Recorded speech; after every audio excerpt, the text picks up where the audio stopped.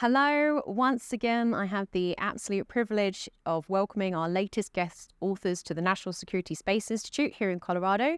A very warm welcome to Dr. Krista Langeland and Mr. Grossman, authors of Tailoring Deterrence for China in Space. Thank you for being here and for taking the time to talk to our students and our faculty and our wider space community as part of our speaker series. Thanks for having us. Glad to be here. The premise of your book is that deterrence of China disrupting, denying, degrading, or destroying US space capabilities is fundamental to US security. But to be successful in this requires understanding of Beijing's goals and approach to space deterrence. Can you tell us why you wrote this book? Yeah, so we wrote this book because obviously space is of increasing interest to everybody. And you also have the Chinese, although they continue to say publicly that space should be the global preserve of humanity and that they only have peaceful intentions in space. When you kind of dig a little bit deeper and you see what they're writing about in the institutes that are affiliated with the People's Liberation Army and the Ministry of National Defense, you will find that they are talking about the need to prepare for the worst, to potentially militarize space. And so we wrote this book in order to shed some light on that topic, what they are interested in doing specifically in space and how that impacts not only U.S. Objectives in space, but also U.S. allies and partners and how they ought to be responding to China in space as well.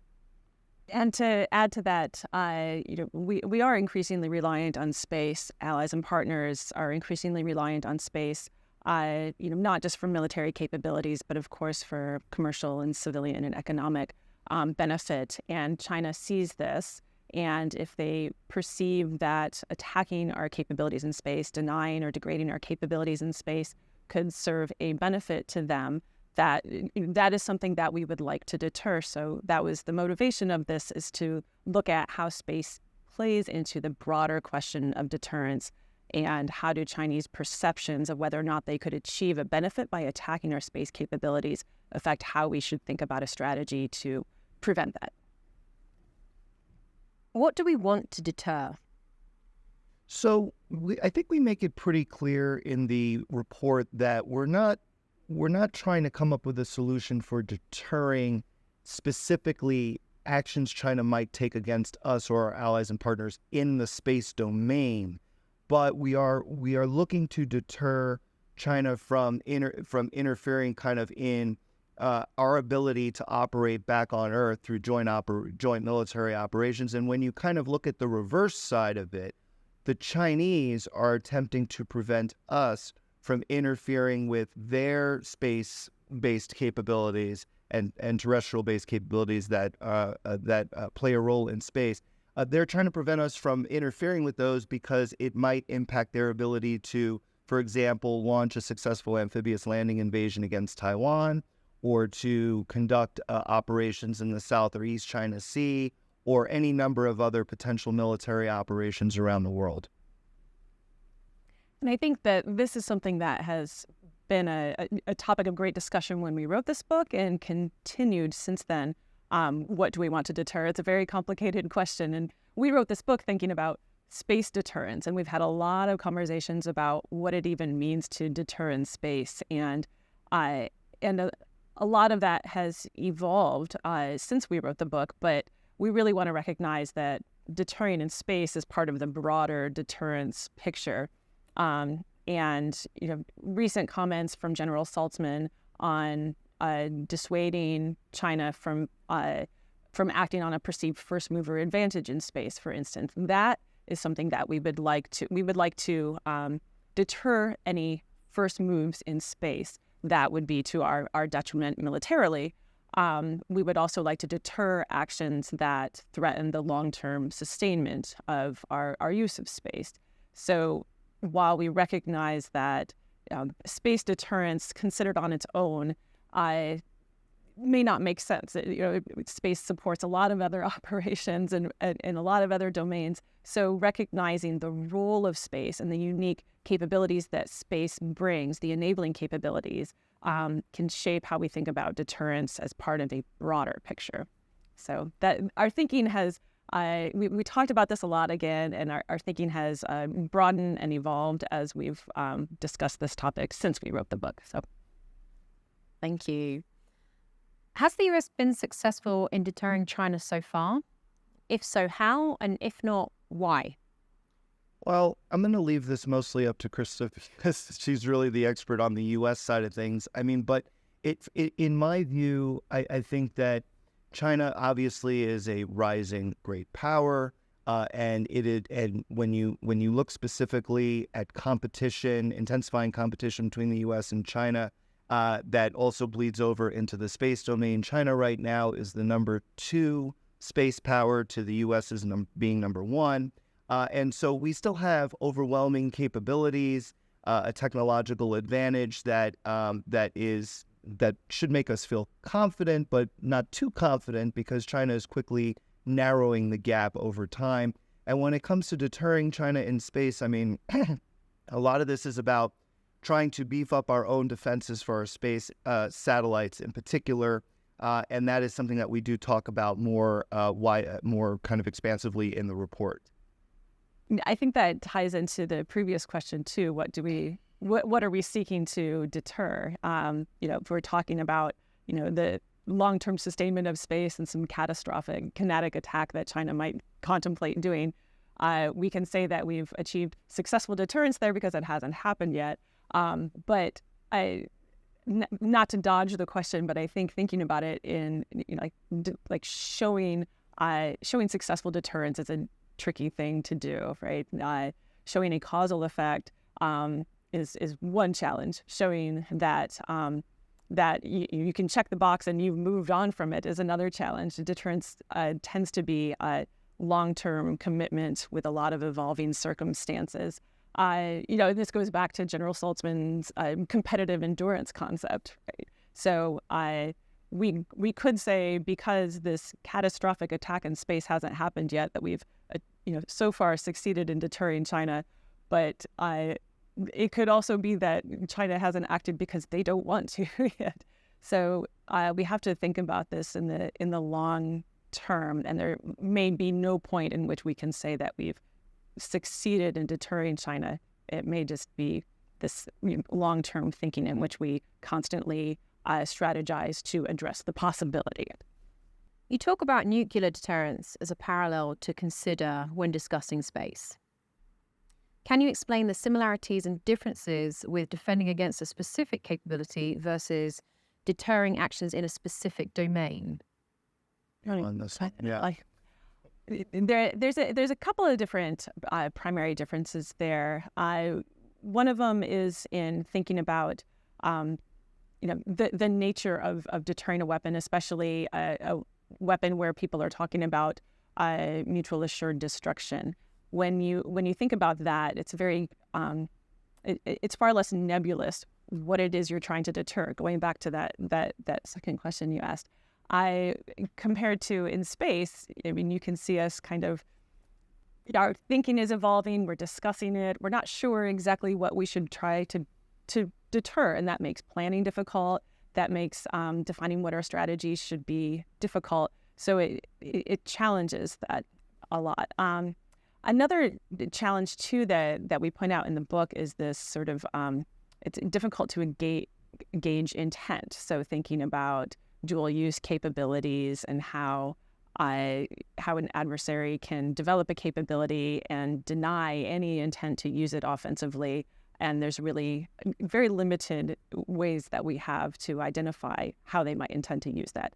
And it's challenging for the U.S. too to signal how we intend to use our capabilities in a way that an adversary might believe that, and they might not want to believe that. So figuring out how to shape perceptions of capabilities and what we're up to is challenging, and verifying that is extremely challenging. There's a lot of history on verifying nuclear capabilities, but figuring out how to develop the analog for that in space is quite a big challenge. Anything to add? Yeah. Sounds like we have to remain very adaptable, and as we learn more about our own selves, our own services, our own cultures, our own alliances, to alter and grow and change how we do things in response to the threat, whether that be perceived or understood or verified? Absolutely. I guess maybe I would just add that to everything that Krista just said. I feel like deterrence in space right now is kind of analogous to what's been going on in the cyber domain. It is relatively new over the last, couple of decades, in which we are now operating in this new domain that doesn't really have rules, so to speak, and we're kind of figuring out those rules as we go. And in particular, when you think about deterrence, you usually think about, well, what are some of the red lines, right? We always use that term. I don't really like that term, but we all know what it means, right? What are some of the things that if the adversary does this, then we react, or vice versa, right? And I don't know that those red lines are entirely clear in space. Actually, I know that they're not entirely clear in space, and they're not entirely clear in cyber either. And so we at RAND are continuing to kind of think big thoughts about these issues. We've done a fair amount of work on cyber deterrence, and this is our space deterrence effort as well. So we're going to continue to try to find applicability from the literature that Krista is very familiar with on strategic deterrence to see if there's anything we can learn from it for these new warfighting domains. And if I could add one additional comment, there is on the figuring out red lines, or even just to think about red lines and a difference between what we might think about with deterring the use of a weapon versus behavior in space. Is there's a lot of writing and thinking about technical red lines and how that might encourage pushing up against but not quite going over that red line in space. If we come up with technical red lines, there's going to be a lot of moving parts there when technology develops. So those red lines are less meaningful. And are we going to constantly, try to, accommodate a moving target there? And so in our report, we talk a little bit about looking at behavioral red lines versus technical red lines in space as one way of perhaps getting around that. But that's a very tricky thing to do. And the UN, of course, is working very hard on that, but bringing in a lot of disparate points of view for a common set of what everybody thinks might be appropriate norms of behavior in space, it's quite challenging. Yeah, I can imagine. How is the formation of the United States Space Force likely viewed by China? And what are the expected implications of that? Yeah, so when we did our primary source research on Chinese views of space and deterrence in space, we did uncover some writings about the establishment of the United States Space Force and what it meant for China. And I guess to the surprise of nobody, they kind of viewed it as, aha, here is the exhibit letter, whatever we're at right now, of how the U.S. is actually trying to militarize space. And in fact, when the U.S. talks about having only peaceful intentions for space, that is not the case at all, because why else would the U.S. establish the U.S. Space Force? And so one of the things that we point out in the report is that I think it's incumbent upon the United States to try to reverse that narrative that yes, U.S. Space Force, we all know, has both offensive and defensive capabilities, but try to emphasize the defensive part of U.S. Space Force more than the offensive, because then that signals that we are still trying to maintain this moral high ground, that we are not, preemptively taking offensive actions in space against China or anybody else, and that we are simply defending what is already ours up there, our satellite constellations, most importantly. Now, that said, it's going to be very difficult to reverse that narrative, obviously, because China sees the worst in our intentions no matter what we do. And I might add, the U.S.-China bilateral relationship is in such disarray that we also see the worst of intentions in everything that Beijing does. And so this is much easier said than done, and I fully admit that. But when you look at kind of what they're saying about U.S. Space Force, we want to try to begin the process of reversing that narrative. And it's not just about words, but of course it's about deeds. Demonstrating in space that we are not doing offensive military operations, and we leave that as a last resort if China, going back to the previous question, crosses certain red lines that we have established in space or that the United Nations has established in space. That's how I think we want to handle it.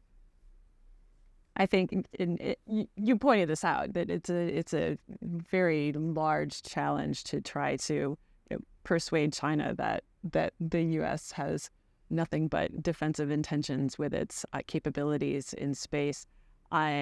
Added to that is not just their unwillingness to believe us, but it's to their advantage to promote, that the U.S. is the aggressor in space. So they have no reason to want to change their public narrative on that. So whether they believe us or not is one thing. Whether or not they would even push forward that message to the larger geopolitical community is another. So. One of the things that we do point out, especially in the conversation about deterrence in the report, earlier in the report, just kind of classical deterrence theory, is that we run the risk of creating a security dilemma. If we're escalating constantly and we're showing that we have these offensive capabilities in space, China is going to respond in kind. And so that is something that I think we want to try to tamp down as much as possible. But sorry, go ahead. I was saying it sounds like a battle of the narratives. So strategic communication actually playing a very significant part in influencing what each side's thinking and perceiving about each other's actions. And I think that feeds into how, we care about the geopolitical cost of any of our actions. They care about the geopolitical and reputation costs of any of their actions. And this really is an important part of deterrence. And we talk about allies and partners in the report and the role that they play in deterrence. And, this is a really big part of, this is a really big, important role of deterring, is in not controlling the narrative, but in pulling in partnerships so that we can, in the absence of being able to persuade China that, we are, have only good intentions in space, we can increase the potential for them to incur geopolitical costs if they act aggressively in space, if we have more allies and partners that we've kind of pulled into an agreed upon narrative there. Talking about allies, Japan featured heavily in your report. What does the US need to do to strengthen and grow this alliance and others for mutual and global benefit? Yeah, so the report actually originated from an idea that an allied government, Japan, had and conveyed to us. And this is from the Center for Air, Space, Power, Strategic Studies, or CASPAS. It's essentially their air university. And they were very interested in this idea of tailoring deterrence for China in space. And they, want to be more involved in that effort alongside the United States. Now, I think we're kind of at the very early stages of collaborating with the Japanese government on space. And so it's, unclear exactly how this is going to pan out. But I can tell you from kind of a macro level, the U.S.-Japan alliance is in the best shape it's ever been in. We are closer to Japan than ever before. Japan is now, things that Japan would refuse to talk about even maybe 2-3 years ago, such as a potential Chinese attack against Taiwan, they now talk about it regularly and at a very high level. Pretty much every summit level statement that has come out in the last 3+ years has mentioned something along the lines of, and we agree with the United States that we have growing concerns about what China is doing in the Taiwan Strait. This kind of stuff's unheard of until now, right? And so when we think about space, Japan is really considering how China might use space to conduct that type of operation, just like we are. And so I think that there's a real area of opportunity to collaborate on that. Now, some of our other allies and partners, there's kind of, it's in a more nascent stage, right? So, if you look at, I'm not really sure exactly what we're doing with the Australians, probably the same or more than what we're doing with Japan.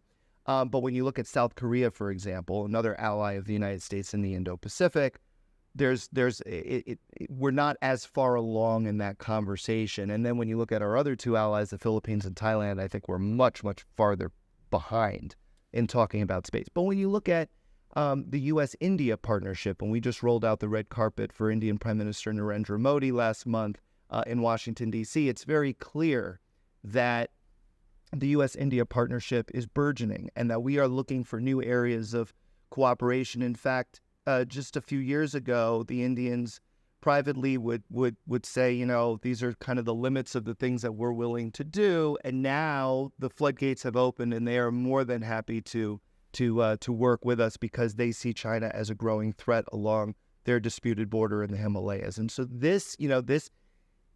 the potential for space cooperation, I think, is something that we can't really wrap our heads around quite yet because there's going to be a lot of interest in the coming years. And there is a lot of work going on now to build cooperation in space, which is great. There's a lot of security cooperation efforts. There's a lot of efforts from the State Department, and there's work going on to integrate those efforts. Rand has done a couple of recent studies on this topic too. There's one that was recently completed on allied by design, and that looks at how can we bring in allies early on in the concept development of how we might work on space operations together instead of almost an afterthought, really figuring out how to work better with allies. And there was another recent RAND study on barriers to cooperating with highly capable allies and partners that points out some of these barriers, like how do we talk to them? How do we get past the classification barrier? How can we be more transparent? And particularly in thinking about space, how do we, there's a organizationally, space is very complex and it's unclear sometimes who should talk to who when you're trying to develop a partnership. So how can we better address those challenges to promote this cooperation is something that a lot of people are working on, and it's a very significant challenge. But there's, as Derek said, there's a huge opportunity for thinking about how we can cooperate more in space on a number of different levels. China promotes deterrence through use of an escalation ladder that takes us through displays of force, exercises, deployment of capability, and if needed, the use of space capabilities to generate shock and awe. Does the US have a parallel to that escalation ladder? Is it conscious and intentional, and does it help support messaging to China and other adversaries that the US and its allies are not content with the behavior that they're witnessing?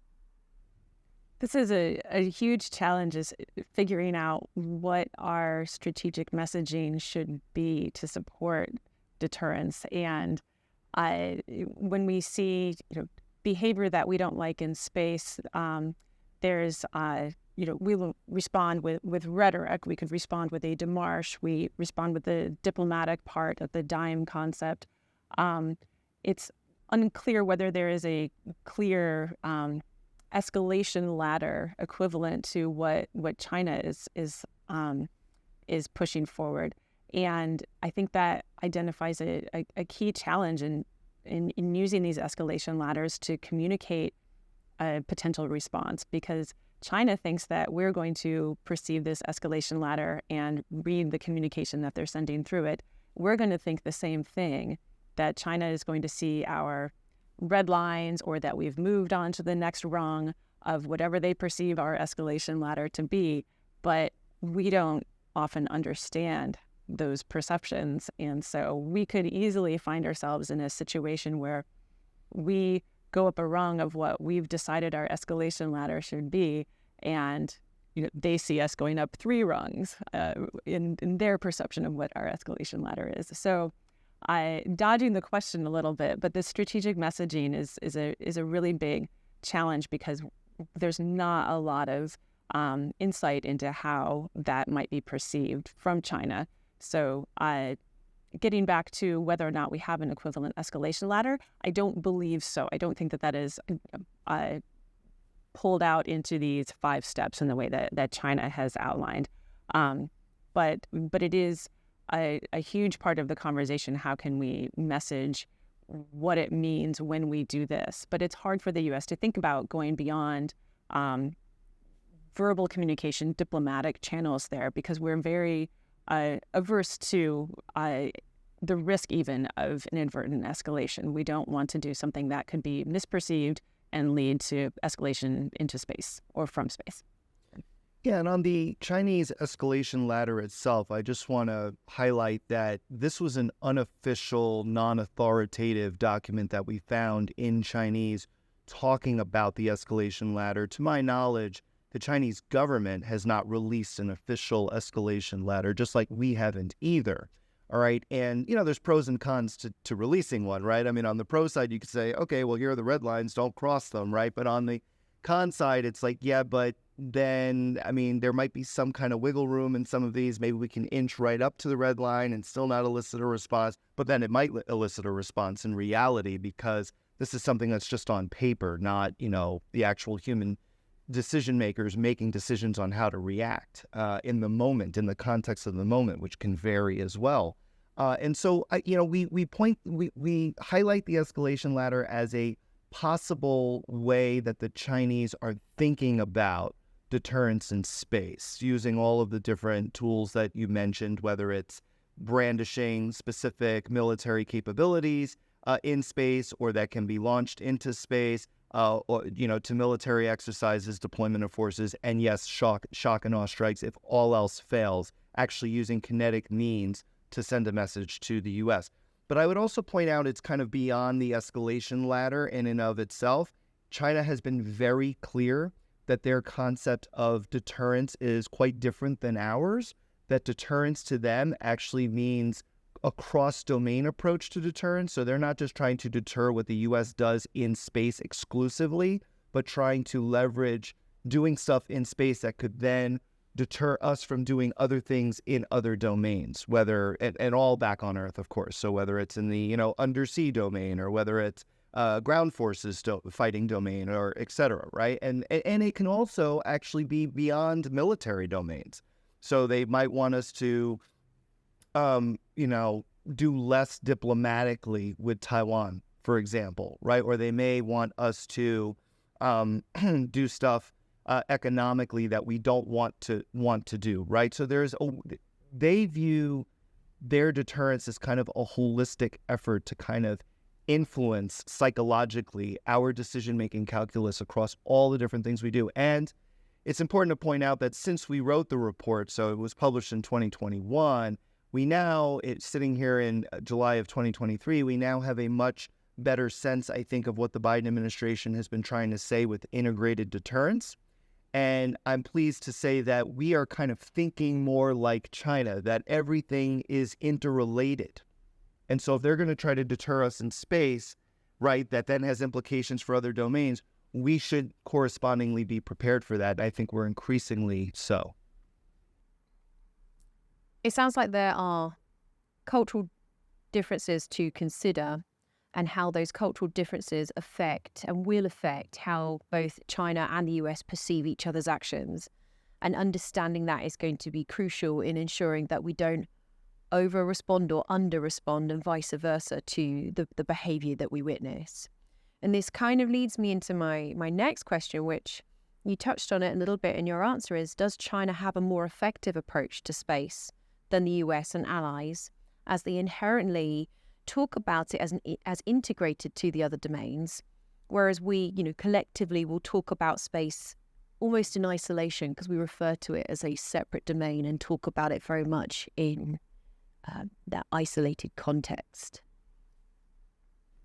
You want to answer? Or okay, No, okay. Yeah. So I mean, up until when we wrote the book, we also took a look at not just red but also blue. What are we saying about our space strategy? And at the time, the U.S. National Space Strategy, as well as the DoD version of that space strategy, as well as the Chief of Space Operations guidance, kind of danced around this issue of whether space is deterrence exclusively in space or if it has applicability cross-domain. In fact, I think it was the Chief of Space Operations guidance that actually mentioned cross-domain. So it was in there, all right, but only in that document, not in the other two. that was a little bit disconcerting to see because, again, the Chinese are thinking like that. And I'm not saying that we have to think exactly like Chinese, but we have to put ourselves in their shoes and understand how they're thinking about it in order to respond appropriately. And up to 2021, when we published a report, it didn't seem like we were doing that. Since publication of the report, my understanding is in 2022, there was a new strategy that came out that does talk more about cross-domain in the context of integrated deterrence. So again, that I think is a net positive for us. Yeah, the 2022 NDS, integrated deterrence, is a key concept, a core concept discussed in there, which indicates to me that, as Derek pointed out, that we are moving in that direction of thinking about, recognizing more. We know that space can be supported in a supporting, Spacecom playing that supported and supporting role, and trying to better understand what that means for potential operational success, but also for potential deterrence, and thinking about how space capabilities play into the broader role of deterrence, as we talked about earlier, is much more highlighted in more recent doctrinal thinking and narrative from the space community. So it seems like it is evolving into that big picture that I think will help us achieve those bigger picture deterrence goals that go beyond deterring an attack in space. Now, what would be really amazing is if our report influenced that thinking, but I can't draw that linkage right now. I have no doubt that your report is going to influence the thinking of many of our space community, in particular our guardians. So it's thoroughly enjoyable to learn about, and I appreciate you taking the time to talk to us. Before we conclude, though, I'd love to know, what further research would you like to see conducted? One of the things, and I mentioned other RAND work on examining how we can cooperate better with allies, and we're continuing to do work on that subject. I would love to do some follow-on work that leverages that and the work that we've done, but to approach it from the particular lens of deterrence. What does it mean if we can build up these relationships and work together with shared security objectives with our allies and partners? What does that mean when we think about China and what they may or may not be willing to do? How might they respond? Does that have a deterrent effect? Could that have, in contrast, some escalatory effect? I'd love to do some work looking at that, allies and partnerships from the deterrence lens. Yeah, I agree with all of that. And I would just add that I think, it would be great to update our report, especially because, thinking is constantly evolving on these issues. As I mentioned, U.S. is already evolving to think more cross-domain. So it would be interesting to kind of take a look at how China is evolving as well. But then also, of course, we have the Russia-Ukraine war now and the potential implications of that conflict for space strategy going forward. And that I think we would find some kind of interesting aspects there, especially related to commercial space satellites. Starlink as being used as part of the DoD's funding of Mr. Musk's Starlink constellation, and how that has been used by the Ukrainian resistance against the Russian invaders, right? And so when you think about especially a China-Taiwan conflict, how might Taiwan also be able to benefit? How might China might be able to benefit from certain technologies, commercial technologies in space? That's not something that I think we've really looked into nearly enough. Perhaps Space Force has, but on the outside, one of the benefits of having RAND do this kind of research is we tend to prioritize the open source information, and especially the primary source information. So information that is in a native language that we then translate and we try to make sense of. And we're also able to conduct interviews abroad with an assortment of folks that usually it's more difficult for the government to be able to do that. And so that's kind of our value added in this. And I'm looking forward to those types of opportunities in the future. My final question to you both, is there anything else that you would like to add that you think our space community should be thinking about or considering? Or even broader to the non-space community who will be users of space capabilities? I think you've covered the waterfront. I think I would just like to underscore what you pointed out earlier in the interview, this question of what are we trying to deter, and more thinking about what that big picture is. Are we trying to, the concept of competitive endurance, what does that mean? What should our objectives be if we are in this long-term competitive endurance situation? And thinking about what it means to deter in space and what that means big picture is a really important concept. And perhaps there's room for some follow-on work to explore that in more detail and help better define that. But that certainly has evolved over the course of our conversations in support of this, and is evolving in the broader space community too. So, want to encourage further conversations there, because I think that's the key question. I guess I would add that we probably need to learn more about the PLA's Strategic Support Force, the PLASIF, as we talk about kind of briefly in the report, but Rand has also written an entire report about this and talked about it in other places as well. The PLA Strategic Support Force came about in early 2016 and essentially was China's decision to try to centralize intelligence collection, analysis, and dissemination all from one service to support the other services of the PLA to conduct joint operations. Again, I'm not saying that that's necessarily the right approach, but we need to be cognizant of how China is doing business to better understand how to counter their systems in a potential conflict. And when it comes to the PLASIF, it is really kind of the central point of this broader system of systems approach, this Internet of Things that China is trying to promote in its military operations. And this is going to involve manned and unmanned systems. It already involves big data analytics, eventually to artificial intelligence, and this system kind of making decisions absent of human involvement. And that's something that they are far more comfortable doing than, say, we are comfortable doing. And there are real implications for that going forward, not just in space, but really kind of just broadly across all the different operations they might conduct against us, or anyone else.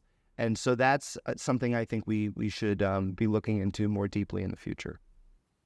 Thank you both so much for taking the time to talk to me. I have thoroughly enjoyed listening to your insights and your understanding of the current situation and potential ways forwards of things that we need to consider as not just the US, but as an alliance when we talk about deterring China. Thank you for taking the time to talk to our faculty again and our students. I know the students took great value from it, and for spending time with us here as part of our speaker series at the National Security Space Institute. Thank you very much. Thanks. It's been great.